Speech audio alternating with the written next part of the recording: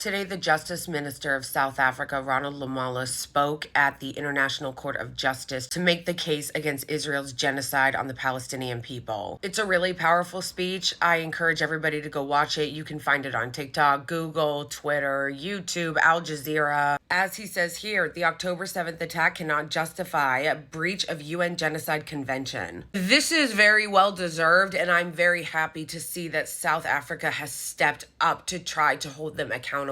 Now, with this effort has come millions and millions of dollars and lobbying in pushback. Israel is accused of effort to intimidate the judges ahead of the genocide hearings. I'm sorry, is this the mob? Are we in The Godfather? Israel is pressing others to denounce the case in the hopes of persuading the International Court of Justice to decide based on politics rather than the facts. Now, if you guys want, I can make a more detailed video talking about the actual outline and the specifics of the case that South Africa is bringing against Israel. But for this video, I just want to key in on the efforts that the Israeli government is taking in order to manipulate, lobby, intimidate people into changing the way they view this in order to skirt accountability. The Israeli government has mounted a pressure campaign urging governments around the world to publicly denounce South Africa's genocide case at the International Court of Justice, which is set to convene hearings on the detailed charges on Thursday. According to the cable obtained by Axios, the Israeli Foreign Ministry is calling on the country's embassies to pressure host countries' diplomats,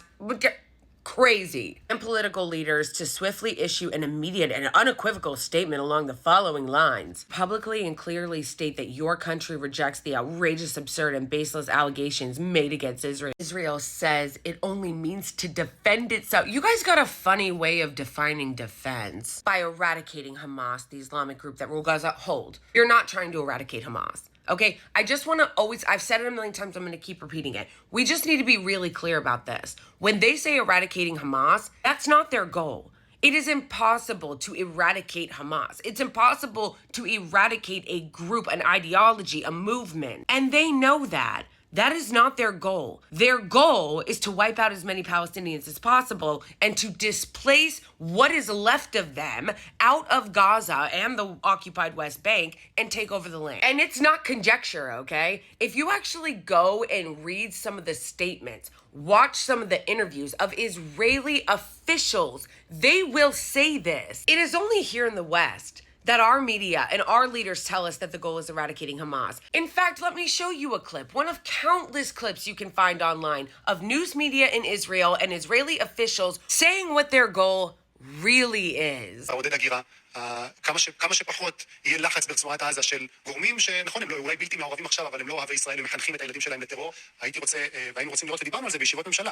זה לא שאגב, אין מדינות שרוצות לקלוט אותם, אף אחד לא רוצה, גם אם נשלם להם הרבה מאוד כסף. הגירה מרצון זה דבר חשוב, אין פה שום פגיעה בזכויות אדם, וגם המלחמה הזאת צריכה להימשך, וכשהיא נמשכת, זה גורם... אז למרות מה שאנחנו שומעים ואתה אומר, כן לעודד הגירה מרצון, כן זה הפתרון. לעודד הגירה מרצון, וגם כופין אותו עד שיאמר רוצה אני. איך? המלחמה עושה את שלה. כלומר, להמשיך לדחוק אותם בכוח אנחנו דוחים עכשיו את החמאס לפינה, לא בתנאים קשים, אנחנו כן נותנים סיוע הומניטרי לבלתי מעורבים. תנאים קשים שם, תנאים קשים נכון, והם ימשיכו להיות קשים כל עוד לא נחזיר את החטופים הביתה, וכל עוד בהחלט.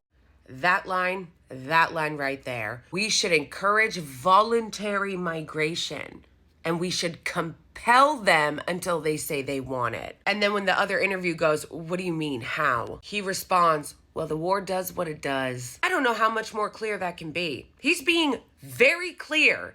Ethnic cleansing, displacement, forcing them out of their homes, and then calling it voluntary migration. So this advocate, who I'm not going to even attempt to pronounce his name because I don't want to butcher it, is correct in saying Israel has genocidal intent against the Palestinians in Gaza. He told The Hague, the intent to destroy Gaza has been nurtured at the highest levels of state.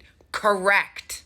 South Africa asked the court for a preliminary order to demand Israel stop fighting now while the court hears full merits of the case in the coming months. This is important because this could drag on for years. We need them to stop the bloodshed and the siege now. And you will not be surprised to read that Israel's foreign minister accused South Africa's functioning as the legal arm of Hamas. Literally, that's their response to everything. You guys are committing ethnic cleansing, but Hamas.